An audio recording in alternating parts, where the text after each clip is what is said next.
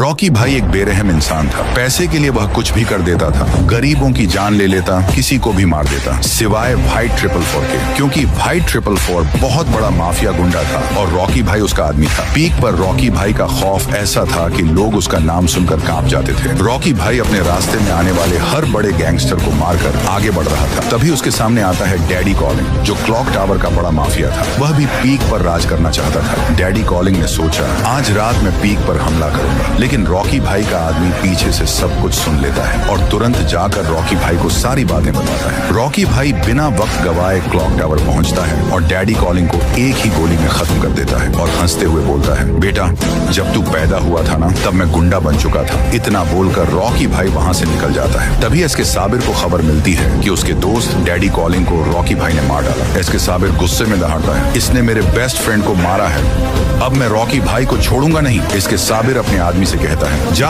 और जाकर उस रॉकी भाई को बता दे अब तेरी मौत आ गई है। एसके साबिर का आदमी पीक में जाकर रॉकी भाई के एक बंदे को ये संदेश देता है, लेकिन रॉकी भाई का बंदा तलवार का वार करके एसके साबिर के आदमी को वहीं ढेर कर देता है और तुरंत जाकर रॉकी भाई को बताता है, भाई पास वाले फैक्ट्री वाला एसके साबिर वो हमसे युद्ध करना चाहता है। रॉकी भाई हंसते हुए बोला, साले को अब जीना नहीं लगता। उसका आदमी भी हंसते हुए बोला, बॉस क्या मैं जाकर उसे खत्म कर दूं? रॉकी भाई भी हंसकर जवाब देता है, नहीं तू मत जा, अगर तूने उसे मारा तो बेचारे की बहुत बेइज्जती होगी। आज रात अकेला ही मैं उसका खेल खत्म करूंगा। और जैसा रॉकी भाई ने सोचा था वैसा ही हुआ। वह आधी रात अकेला ही फैक्ट्री पहुंचा और एसके साबिर को वहीं खत्म कर दिया। उसने जाते जाते बस एक ही डायलॉग बोला, तुम बस बोलते हो और मैं करके दिखाता हूँ, बस यही फर्क है। उस दिन के बाद देश देश में रॉकी भाई का खौफ फैल गया। सब लोग रॉकी भाई का नाम सुनते ही कांप उठते और कईयों की तो पैंट गीली हो जाती। दोस्तों आगे की कहानी बहुत ही खतरनाक है, आप देखकर सदमे में चले जाओगे। अगर आगे की कहानी देखनी है तो 5000 लाइक करवाओ, फिर एंट्री होगी राय स्टार की जो रॉकी भाई की पैंट गीली कर दे। 2 साल बीत गए, रॉकी भाई का आतंक दिन ब दिन बढ़ता ही गया। लोग उसके नाम से कांपने लगे, लेकिन किस्मत की चाल कुछ और ही थी। इसी दौरान एंट्री होती है राय स्टार और उसके साथ उसके बड़े भाई ज्ञान भाई की। दोनों पास के एक छोटे से गांव में आकर रहने लगे। ज्ञान भाई एक साधारण और सीधा साधा इंसान थे। उनका मानना था जो भी गुंडा बना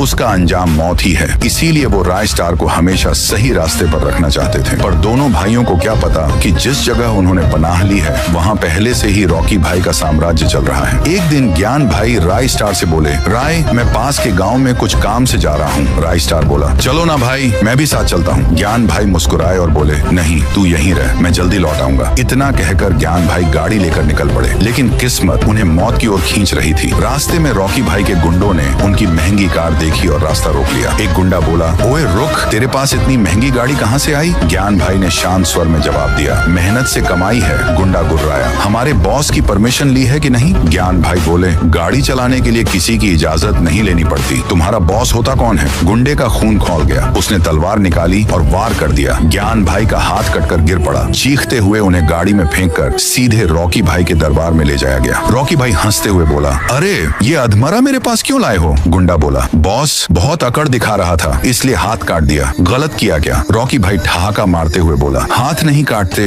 ऐसे लोगों की गर्दन काटी जाती है। और अगले ही पल ज्ञान भाई की गर्दन धड़ से अलग कर दी गई। ज्ञान भाई की लाश जमीन पर गिरते ही आसमान गूंज उठा। रॉकी मेरा छोटा भाई तुझे छोड़ेगा नहीं। गुंडे हंस पड़े। रॉकी भाई को मारने वाला पैदा ही नहीं हुआ। उधर घर पर राय स्टार बेसब्री से भाई का इंतजार कर रहा था। देर होने पर वह बाहर निकला तो सड़क पर भीड़ देखी। जब उसने पास जाकर देखा उसकी आंखें फटी की फटी रह गईं। जमीन पर उसके भाई का खून बह रहा था। राय स्टार की आंखों से आंसू झरने लगे।